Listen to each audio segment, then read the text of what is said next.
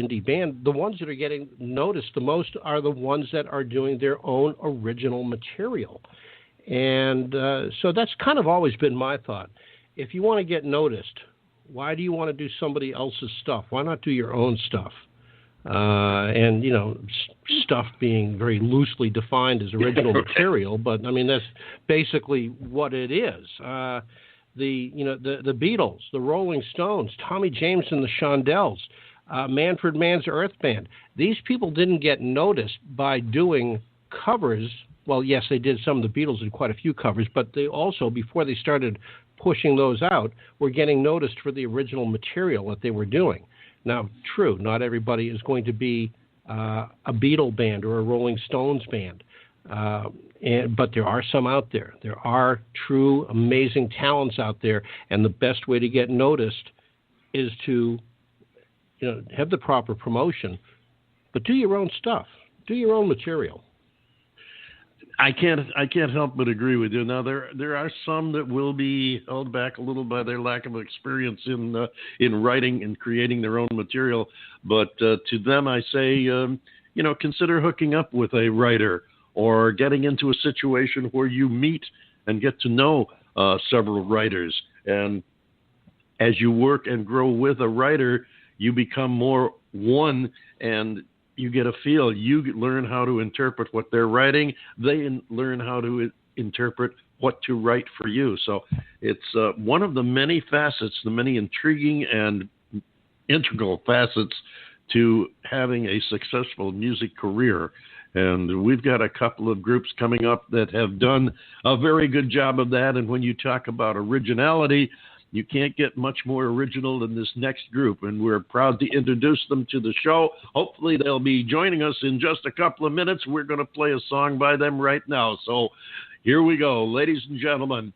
This is a group who call themselves Yoyo X&O, and we'll explain how to spell that later. I hope we get to find out where the name came from. Yoyo X&O, and the song is called Unrefined. Look you up and see your head is all a mess. Your thinking seemed to have been clouded by distress. The pretty girl you've met is filling up your brain, and you're worried that she might not feel the same. You tell me that there's something special in her eyes. When she looks at you, they glisten and she smiles. But you're uncertain, think she might just be polite, and it makes you stay awake all through the night. So if you think that she loves you, let her know what's on your mind. Step it up, go on and tell her, leave your worries all behind. Your feelings, 'cause true love is hard to find, and it's always unrefined.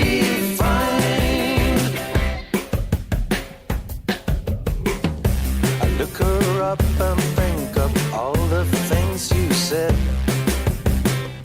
She tells me that she's got a problem with her head. She's so uncertain, thinks you might just be polite, and it makes her stay awake all through the night.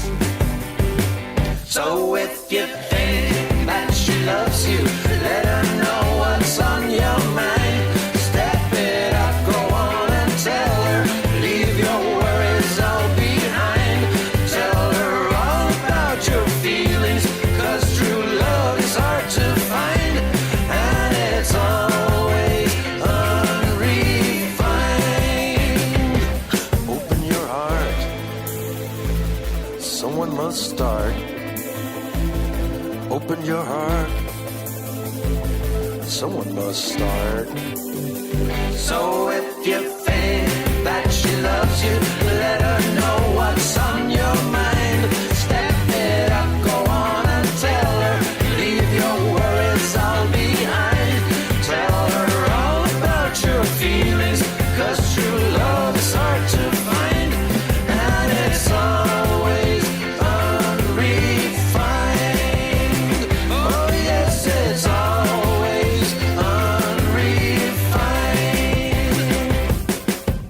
This is John Bon Jovial, and you're listening to the David Bowers Awards. And there you go. That's Unrefined. The group is Yoyo X&O, and we're going to talk to them right now. So Joe, come on board. How you doing today? Doing fine. Doing great. All right. Now, the first thing I want to get clear is the geography. Now, you guys are in Sweden, correct? That's right. Okay. Where? Stockholm? I'm in Stockholm. Yeah, this is Yo. Okay. And this is Joe in the south part of Sweden, close to Copenhagen in Denmark. Ah, okay, great. So you got kind of the same situation we do. You're in two parts of the same country and talking in the same conversation here. John and I broadcast from the East Coast and the southwest part of the United States. So we kind of we got the similar thing going. Now, the first question I want to ask you for the benefit of our audience, well, heck, for my benefit too, because I'm dying of curiosity. You called your group Yoyo X&O, and it's spelled Y-O-Y-O, and then the letters X-N-O. Where did you come up with that name? Well, that was kind of easy, because we want to stay a bit exclusive, and we don't want to sell ourselves as a product. We want to sell our music. We want our music to be the main thing, so we try to be kind of an anonymous. So Joe, that's me and my friend, and X&O, that's just kiss and hug. Gotcha. I like the concept. Now that you explained it, it's a interesting perspective. Yoyo X&O, so it's kind of Joe and whatever type of thing. But I've already discussed your music a little bit, and I have advised my listeners that it's really an original sound that kind of defies categorization. I mean, you've got some plain and simple old rock and roll. You've got a touch of garage band, a little flavoring, maybe a drawn from some punk. It's really an amalgam of sounds. How did you've been together now? What 6-7 years? That's correct. Yeah, and it all started with us actually moving from the southern part of Sweden up to Stockholm and missing my friend down south. So I called him one day a couple of years after I'd moved and said, I miss you, man. I'd like to do something with you, and why don't we try and write songs? And that's something I hadn't done before. I play a lot of live shows with I'm a guitar player and musician, so I'd like to get into that. And I told him that, and a week later he called me up, had 3 songs ready that I thought sounded great over the phone, and that put pressure on me, man. So I needed to deliver as well. So I wrote a couple of songs, and then that's how we started. And yeah, as you say, 6-7 years ago. Wow, that is really neat. Again, that's a kind of a parallel with John and I, because John and I had worked together in radio long ago in a galaxy far away. Wow, it was way back in the mid-1970s in Florida, and we had gone our separate ways over the years, and we reconnected back in the 80s. And we've kind of been hanging out ever since and wishing we could get back into radio. Well, the internet came along, and I had been co-hosting a couple of other shows, and we got together and talked and said, why the heck don't we do our own show? Radio's changed so much. We're not going to go broadcast. We're dinosaurs as far as broadcast radio, and it's so formulated and corporate now that it's no fun anyway. Let's do something on the internet where we can do whatever we want, however we want. And it's great, isn't it? That's lovely. And that's pretty much how we feel about making music, Yeah, exactly. That we don't want to be the streamlined part thing that everyone hears every day, Everything sounds the same. And you guys have done that. You have done that with your music. Now, I've listened to several of your tracks. We just played what I think is the perfect pop song. I really loved Unrefined. This next track we're going to play is called Transition, and I think it's going to show it's going to give the listeners a totally different perspective of your sound, and also show that you do indeed cross genres and music styles. Tell us a little about Transition.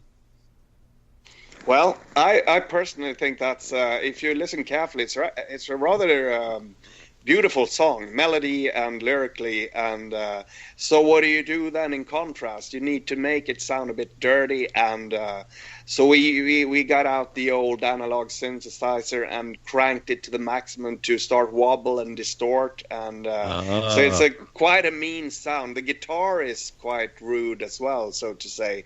And then on top of that, we have this beautiful singing, I think. My friend sings the song. So it's a mix of quite lyrical, melodic content and then raw sounding at the same time. And it's a much deeper song than Unrefined. And I'm going to let John jump in here because I know John's an analog buff. Your comments, John Bon Jovial? Well, I really like the fact that in Unrefined, you call it a dirty guitar. It's the fuzz, the distortion in it, and the fact that you are not trying to make it sound so digitally clean.